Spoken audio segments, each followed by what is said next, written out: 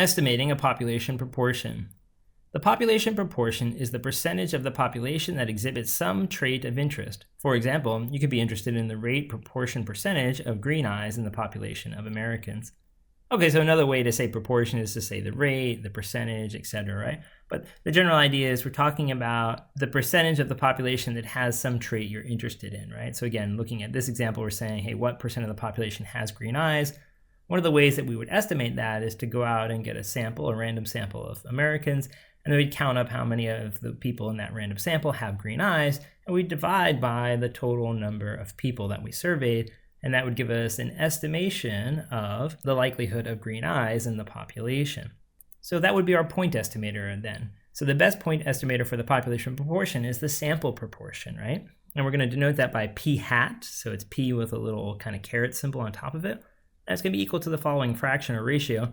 It's x over n. We're going to define x as the number of subjects or objects with the trait of interest, or the thing we're interested in. In this example we talked about, it would be like the number of people with green eyes, and n would be the total number of people we sampled, or the total number of subjects in our sample. All right, so what's the sampling distribution of the sample proportion? Well, in the case where n is large, we can assume that its shape is approximately normal.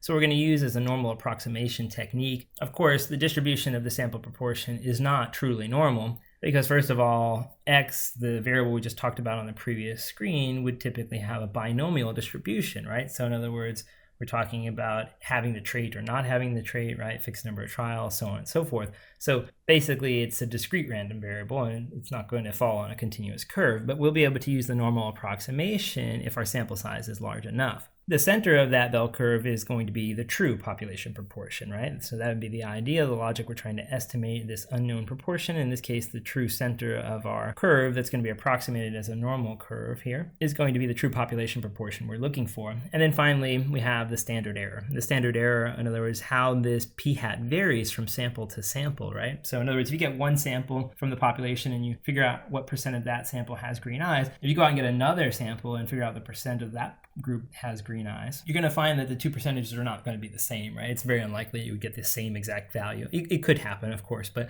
it's unlikely, right?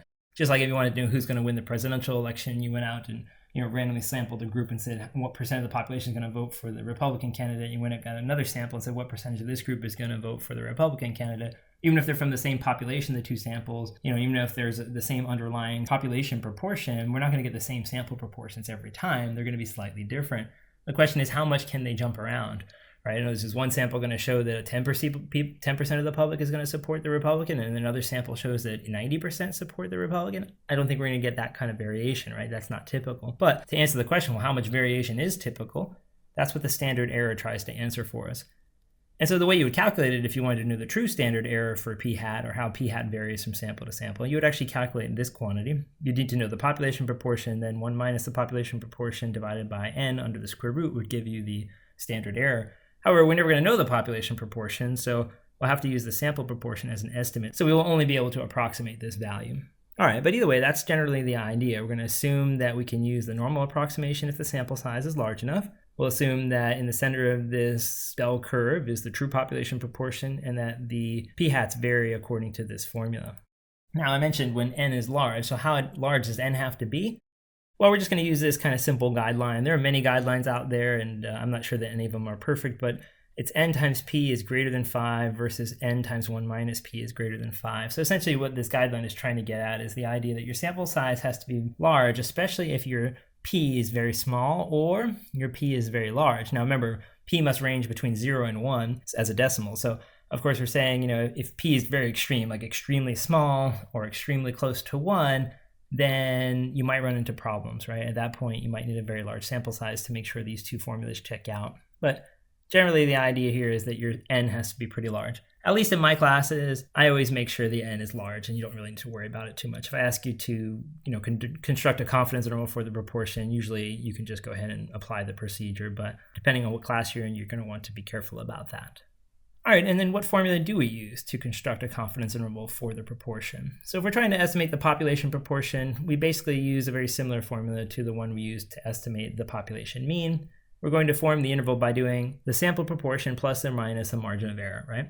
What's the margin of error? Well, it uses a critical value like we used to use, and then it uses the standard error. So it's almost the same exact approach. The only difference is the standard error is different because we're talking about the standard error for p hat, and before we used to use the standard error for x bar because we were trying to estimate the mean back in those earlier problems. Here, we're trying to estimate the population proportion, so we're going to use the standard error for the sample proportion. And again, it's basically what we had on the other screen, except for we're using the sample proportion here in the formula because we don't know what the population proportion is.